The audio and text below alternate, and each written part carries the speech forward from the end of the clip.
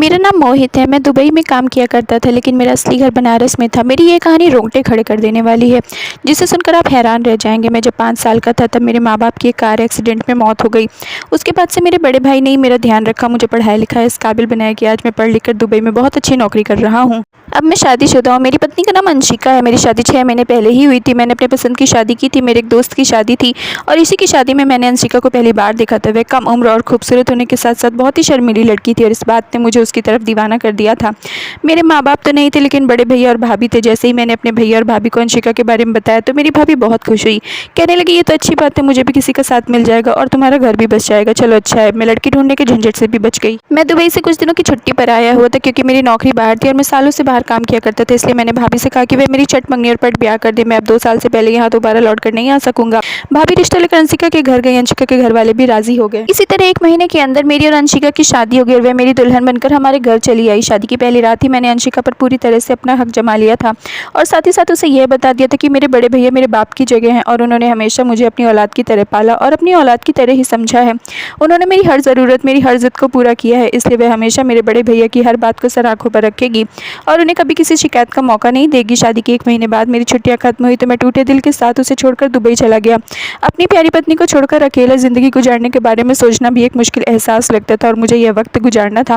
मुझे 2 साल की जुदाई को हर सूरत में बर्दाश्त करना था। मुझे दुबई आए महीना ही गुजरा था और वह जब भी मुझसे फ़ोन पर बात करती तड़प तड़प कर रोने लगती। उसकी रोती हुई आवाज़ सुनकर मेरी जान निकल जाती थी। मैंने फ़ौरन पूछा, अंशिका बताओ तुम्हें हुआ क्या है? ऐसे क्यों रो रही हो? वह धीमे लहजे में कहने लगी, आप घर वापस आ जाए, आपके बगैर यहाँ मेरा मन नहीं लगता। मैं उसको समझाने के लिए कह देता, क्यों मन नहीं लगता, वहाँ भाभी और भैया तो है ना तुम्हारा ध्यान रखने के लिए। फिर भी वह रोती रहती और कहती, तुम घर जल्दी वापस आ जाओ। मुझे लगा शायद उसे मेरी याद सता रही है, इसलिए ऐसी बातें कर रही है। मैंने उसे मोहब्बत से समझाया कि मेरे इस तरह बार बार वापस आना संभव नहीं है। मेरी नौकरी पर फ़र्क पड़ सकता है और वह मुझसे दोबारा इस तरह की बात ना करे, क्योंकि मेरे लिए भी इस तरह से उसे दूर वक्त काटना मुश्किल हो जाता है। मेरी बात सुनकर वह खामोश हो गई और फिर दोबारा उसने वापसी का कभी कोई जिक्र नहीं किया और मुझे लगा कि सब कुछ ठीक हो गया है। मुझे अंशिका की और घर की बहुत याद सता रही थी। मैंने सोचा कि कुछ दिनों की छुट्टी लेकर घर चला जाता हूँ। मैं अपने ऑफिस में एप्लीकेशन लगाई, मुझे छुट्टियों की मंजूरी मिल गई। मैंने सोचा फ़ोन करके नहीं बताऊँगा, मैं घर वापस आ रहा हूँ। मैं सबको सरप्राइज़ देना चाहता था। मैं अचानक से घर लौटा था, अंशिका को सरप्राइज़ देना चाहता था, लेकिन अंशिका की शक्ल देखकर तो मैं खुद सरप्राइज़ हो गया था। वह ऐसे पेश आ रही थी जैसे उसे मेरा आना कुछ अच्छा नहीं लगा हो या फिर मेरी मौजूदगी में उसे यहाँ पर कोई परेशानी हो। अंशिका के चेहरे के अंदाज़ बहुत ही अजीब थे। भैया भी मुझसे मिलकर कुछ ऐसे ही पेश आए थे। भैया मुझे देखकर खुश भी नहीं हुए थे, बल्कि उन्होंने तो साफ लफ्ज़ों में कहा था कि तुम्हें इस तरह आने की क्या ज़रूरत थी, तुम्हारी छुट्टियों में तो अभी काफ़ी वक्त था।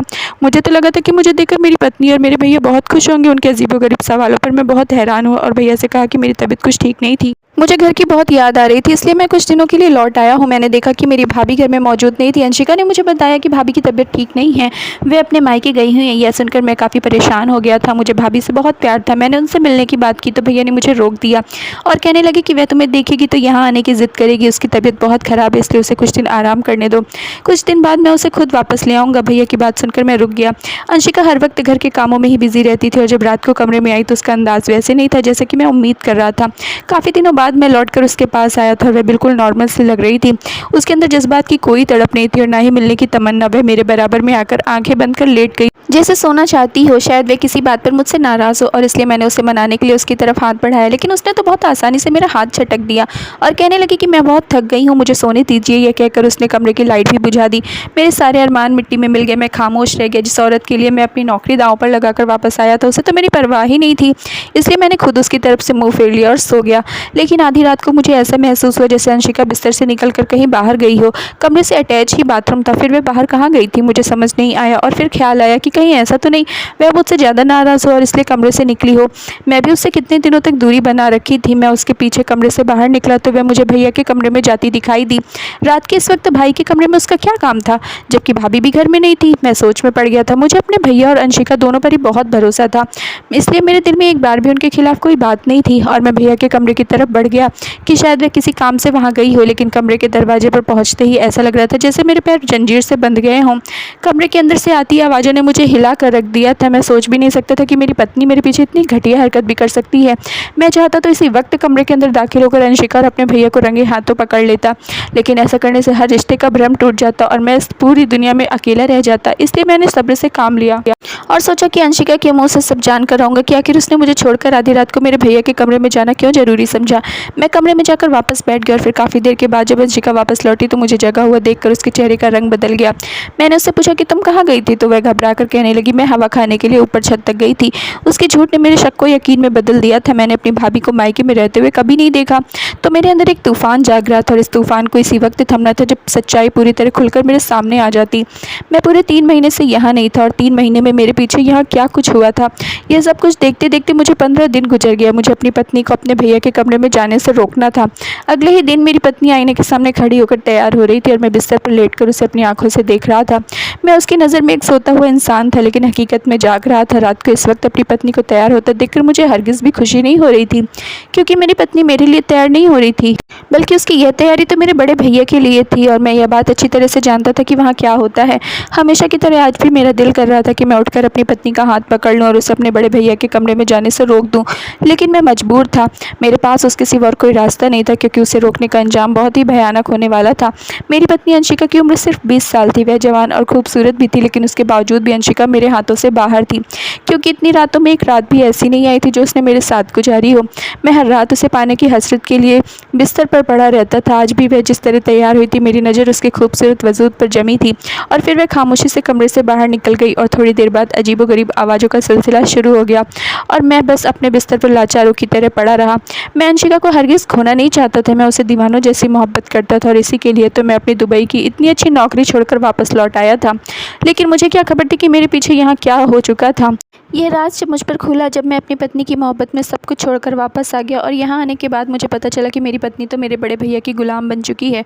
मेरी तो दुनिया ही लुट गई थी। शुरू में तो मुझे इस बात पर यकीन नहीं आता था कि मेरी पत्नी हर रात मुझे छोड़कर मेरे भैया के कमरे में चली जाती है, लेकिन आहिस्ता आहिस्ता मुझे पता चला कि वहाँ सारी रात उन दोनों के बीच क्या होता है। एक पति होने के नाते मेरी बर्दाश्त से बाहर था, लेकिन फिर भी मैं कुछ बर्दाश्त करने पर मजबूर था।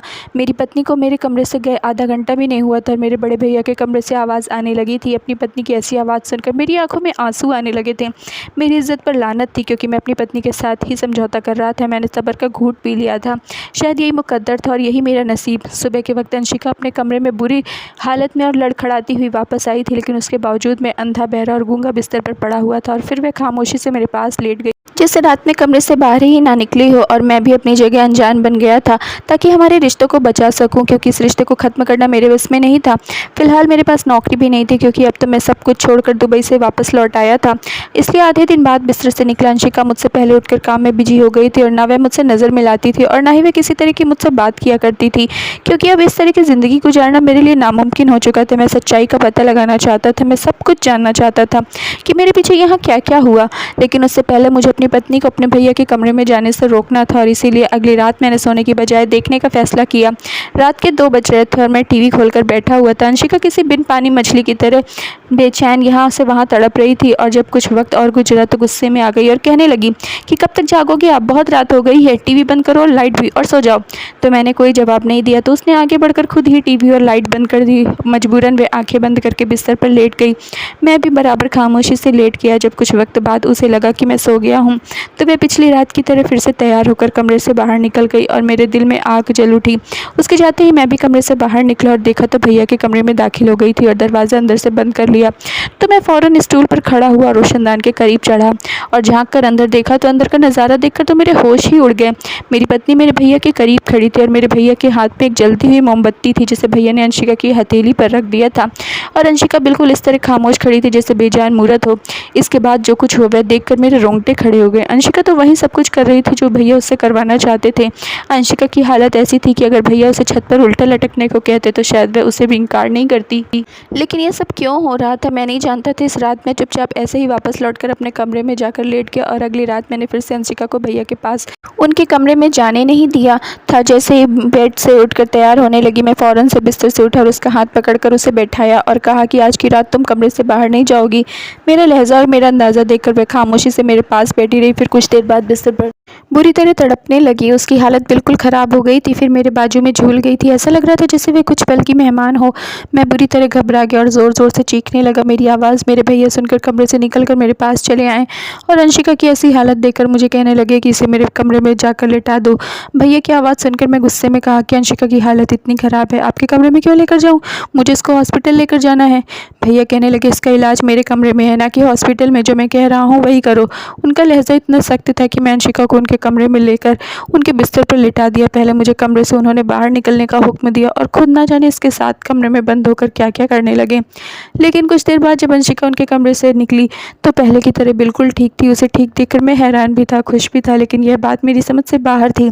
आखिर भैया ने उसके साथ ऐसा क्या किया जो कुछ मैंने पिछली रातों में अपनी आंखों से देखा था? वे सभी बातें यकीन करने वाली तो नहीं थी, और जो आज हुआ था उसने तो मेरे होश ही उड़ा दिए थे। मैं बहुत ही ज़्यादा डर गया था, क्योंकि अंशिका तो तकलीफ़ में देखना मेरे लिए बहुत मुश्किल था। और फिर हर गुजरती रात के साथ मुझे एहसास हुआ कि मैं जिस रात अंशिका को भैया के कमरे में जाने से रोकता तो उसकी हालत ऐसे ही बिगड़ जाती थी। मुझे वापस आए 15 दिन हो चुके थे, लेकिन एक रात भी अंशिका ने मेरे साथ नहीं गुजारी थी, बल्कि वह हर रात भैया के कमरे में चली जाती थी और मैं यह सब कुछ देखकर भी अनजान बन जाता। अगर मेरी जगह कोई और मर्द होता तो सीधे अपने भैया का गिरेबान पकड़ता और अपनी पत्नी को भी कटघरे में खड़ा कर देता। लेकिन मसला यह था कि मैं रिश्तों को खोने से डरता था। माँ बाप के चले जाने के बाद मेरे बड़े भैया ही मेरे लिए सब कुछ थे, और अंशिका तो मेरी मोहब्बत, मेरी ज़िंदगी थी। लेकिन उन दोनों ने मिलकर जो कुछ भी कर रहे थे उसके पीछे क्या वजह थी, यह जानने के लिए मैं घर से निकल गया था और सीधे अपनी भाभी के मायके पहुंचा। क्योंकि मेरे पीछे यहाँ जो कुछ भी हुआ था, अगर इसके बारे में किसी को कुछ पता था तो वह थी मेरी भाभी। जब मैं भाभी के दरवाजे पर गया और दरवाज़ा खटखटाया, भाभी ने खुद दरवाज़ा खोला और वह मुझे देखकर पहले तो बहुत हैरान हुई, और फिर खुशी से मेरा हाथ पकड़कर मुझे अपने घर के अंदर ले गई और कहने लगी, मैंने तुम्हें बहुत याद किया। मैं पिछले 2 महीने से यहाँ पड़ी हुई हूँ और तुम्हारे भैया ने एक बार भी पलटकर मुझे नहीं देखा। मैंने हैरानी से पूछा कि आपकी तबीयत ठीक है? मुझे तो बताया गया था कि आप बीमार हैं। भाभी ने हंसकर मेरी तरफ देखा और कहने लगी, बीमार मैं नहीं, बल्कि वह लोग हैं जो मुझे बीमार कह रहे हैं। इलाज की ज़रूरत उन्हें है, मुझे नहीं। भाभी का अंदाज़ अजीब था। मैंने कहा, भाभी मुझे सच सच बताइए कि मेरे पीछे यहाँ पर क्या क्या हुआ है। मैं जब से यहाँ आया हूँ भैया और अंशिका का रवैया देखकर मैं बहुत परेशान हूँ। मेरी पत्नी तो मेरी रही ही नहीं, मैं जाऊँ तो कहाँ जाऊँ? मुझे परेशान देखकर भाभी ने तसल्ली दी और कहने लगी, सब कुछ ठीक हो जाएगा, तुम फिक्र मत करो। और फिर भाभी ने मुझे एक राज बताया जिससे कि मेरे रोंगटे खड़े हो गए। जो कुछ मैं देख रहा था वह वैसा नहीं था जैसा मुझे नज़र आ रहा था। सारी हकीकत जानकर मेरी तो जान ही निकल गई थी। आज भाभी के पास आकर मुझे पता चला कि सब कुछ ठीक नहीं हुआ था, बल्कि पूरी तरह बिगड़ गया था। भाभी ने बताया, एक दिन जब मुझे अंशिका ने रोते हुए फ़ोन किया था, दरअसल वह बहुत ज़्यादा परेशान थी, क्योंकि भैया ने उस पर जादू करवाना शुरू कर दिया था और उसकी तबीयत बहुत ज़्यादा ख़राब रहने लगी थी। मेरे भैया मेरी शादी नहीं करवाना चाहते थे, क्योंकि मेरे भेजे हुए पैसों से वह शहर में अपने नाम जायदाद बना रहे थे और ये नहीं चाहते थे कि मेरी फैमिली बने, इसीलिए उन्होंने मेरी शादी तो करवा दी। लेकिन मेरे दुबई में वापस जाने के बाद भाभी मेरी पत्नी को भैया के नापाक इरादों से बचा नहीं पाई और भैया ने मेरी पत्नी को कई तरीक़ों से तंग करना शुरू कर दिया था। लेकिन जब अंशिका तकलीफ़ बर्दाश्त करती चली गई तो उन्होंने काले जादू का इस्तेमाल शुरू किया और अंशिका को अपने काबू में कर लिया। आधी रात के वह अंशिका को अपने जादू के असर से करके उस पर पढ़ाई करके फिर कभी उसका हाथ चलाते तो कभी उसको पढ़ पढ़ कर तकलीफ़ देते थे। इसीलिए उसकी ऐसी आवाज़ निकलती थी, लेकिन वह कभी भी भैया के खिलाफ़ नहीं जाती थी। भैया उस पर काला जादू कर रहे थे, जिससे वह ज़िंदगी भर के लिए न सिर्फ उनकी गुलाम हो जाती बल्कि बेऔलाद भी रहती। भाभी ने भैया को रोकना चाहा तो भैया ने उनकी बात नहीं मानी और इसीलिए भाभी ने गुस्से में घर छोड़ दिया था। भैया दौलत के लालच में इस कदर अंधे हो गए थे कि उन्होंने सारे रिश्तों को एक साथ दांव पर लगा दिया था। अंशिका भी हर रात जादू के असर में उनके कमरे में पहुंच जाया करती थी और जिस रात नहीं जाती थी उसकी तबीयत बिगड़ जाती थी। यह सब सुनकर मेरी जान निकल गई थी। फिर भाभी ने मुझे उस जादूगर का पता दिया जिसके साथ मिलकर भैया यह सब कुछ करवा रहे थे। भाभी ने कहा कि अगर तुम अपने भैया से ज़्यादा पैसे उस जादूगर को दोगे तो वह तुम्हारे लिए यह काम जरूर करेगा और सब कुछ ठीक हो जाएगा। मैंने ऐसा ही किया और उस जादूगर को बहुत ज़्यादा पैसे दिए तो उसने ना जाने ऐसा क्या किया कि भैया का जादू उल्टा पड़ गया। अंशिका ने तो उनके कमरे में जाना छोड़ दिया था, लेकिन अब हर रात उनके कमरे से उनके चीखने की आवाज़ आने लगी थी। कुछ दिन यह सिलसिला ऐसे ही चलता रहा और फिर एक दिन भैया ने खुद हमारे कदमों में गिरकर हमसे माफ़ी मांग ली, क्योंकि वे बहुत तकलीफ़ में थे और इस तकलीफ़ से निकलना चाहते थे। मैंने भैया को माफ़ कर दिया था, लेकिन अपने रास्ते उनसे अलग कर दिए थे। मैंने हमेशा के लिए दुबई वाली नौकरी छोड़ दी थी और अंशिका के साथ एक अलग मकान में शिफ्ट हो गया था। कभी कभी रुपये पैसे और जायदाद इंसान से उसके रिश्तों को दूर कर देते और मेरे साथ भी ऐसा ही हुआ था। जायदाद के लालच में आकर मेरे भैया ने हर रिश्ते को खो दिया था।